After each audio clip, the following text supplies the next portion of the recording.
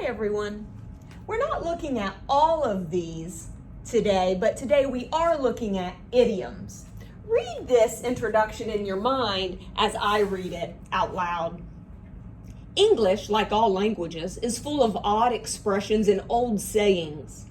When you learn their meanings, you'll find that much of what you read becomes more interesting. Let's read that bullet together.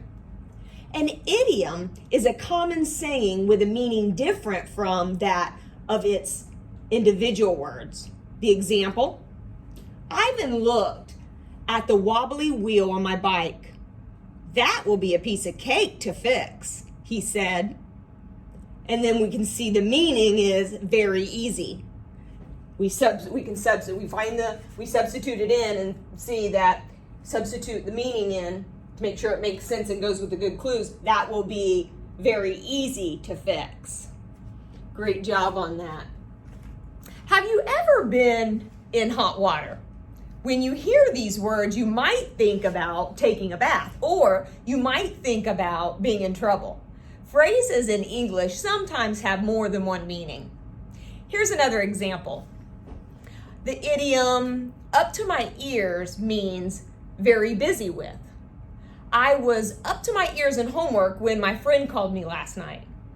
But the phrase up to my ears has a literal meaning too. The literal meaning of the phrase is the same as the meaning of the individual words. Here's an example of the literal meaning. I was chilly, so I pulled my sweater up to my ears.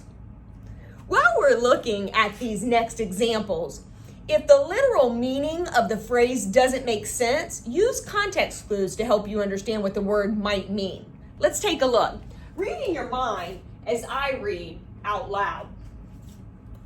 Here's our first one. We're going to look at these first two examples. So take a look.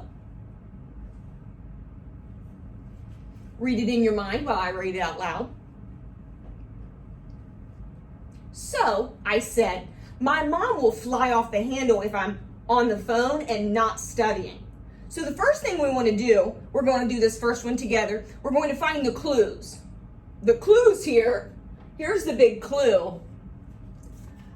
If I'm on the phone and not studying. So we know, what's going on here. So then the next thing we need to do is substitute all of them in for the idiom fly off the handle. So we'll substitute each of these in, plug them in to see which one makes the most sense and which one goes with that good clue. Ready? I'm going to substitute them in. So I said, my mom will throw a pot if I'm on the phone and not studying. There's no clue. The clue's there. The clue, if I'm on the phone and not studying, doesn't lead us to believe she's going to throw a pot. So let's keep substituting. So I said, my mom will get angry if I'm on the phone and not studying. That one does make sense. And then we have to think, well, get angry if I'm on the phone and not studying, probably like they were told. That one does go with the good clues, but we never can pick an answer until we've tried them all. So let's look at this last one. So I said, my mom will take a trip if I'm on the phone and not studying. The clues don't indicate she's going anywhere or taking a trip, so we can't pick that one. So of course we know the answer, get angry. Awesome job on that. Now let's look at our next example here. I'm going to read it out loud. You read it in your mind, and I'm going to give you a second to think about it. I explained, I'm in the doghouse because I didn't do well on my last spelling test. All right, so the good clues here are because I didn't do well on my last spelling test. Now, take a moment to substitute all of these in for the idiom in the doghouse. Substitute each one of these in for in the doghouse and see which one makes the most sense and which one goes with the good clues because I didn't do well on my last spelling test. Take a moment to think about that.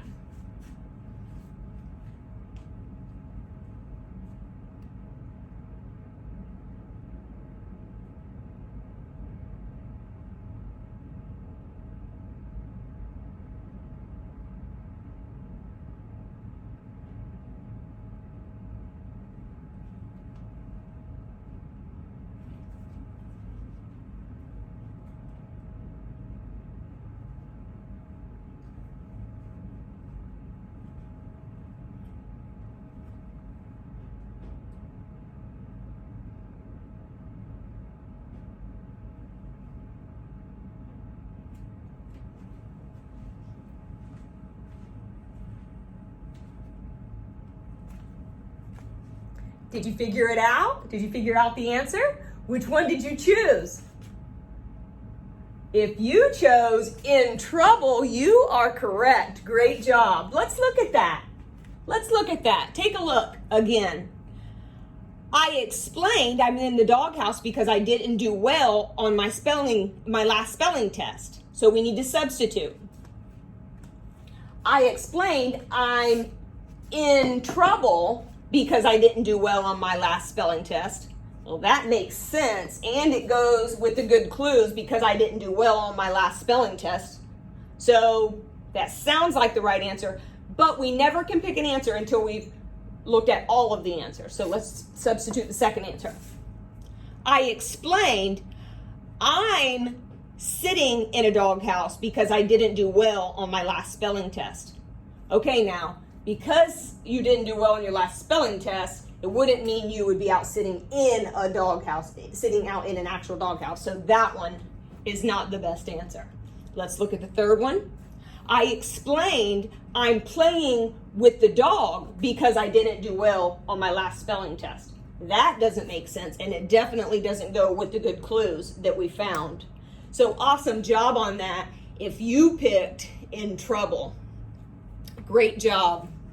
All right, guys, great job. I'll see you again soon on our next online classroom. Bye, everyone.